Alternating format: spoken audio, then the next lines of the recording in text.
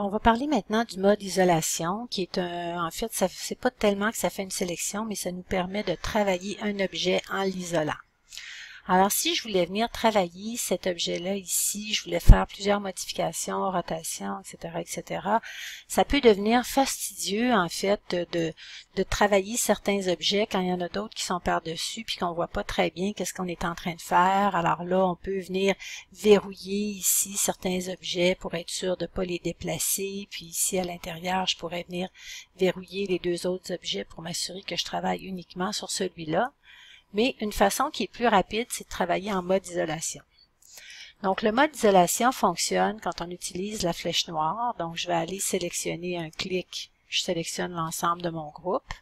Si je double-clique ici sur le sous-groupe, clic-clic, j'ai sélectionné uniquement, j'ai sélectionné uniquement mon groupe ici. Les autres, on voit, sont un petit peu plus pâles. Et je peux voir dans la bande du haut ici mon groupe qui se détache. Donc, je suis dans le groupe, je suis dans le sous-groupe ici, je suis dans mon calque 1.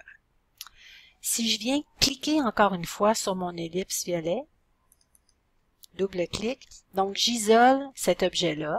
En apparence, il vient se placer sur le dessus, mais il n'est pas vraiment sur le dessus. On va voir quand on va sortir du groupe qu'on est encore tout à fait dans le même ordre des éléments. C'est juste que là, il y a seulement celui-là ici que je peux sélectionner ou que je peux travailler. Donc, je pourrais dire, OK, je vais faire une rotation comme ça. Je vais aller sélectionner ici mon point. Je vais réduire ici la forme ou je vais déplacer ici la forme de ce point-là. Je vais transformer ici mon objet un peu comme ça. Et une fois que mes transformations sont faites et que je veux sortir du mode isolation, je peux soit le faire en rétrogradant avec la flèche, donc revenir toujours un rang en arrière, donc comme ça ici je reviens à mon sous-groupe, comme ça je reviens à mon groupe.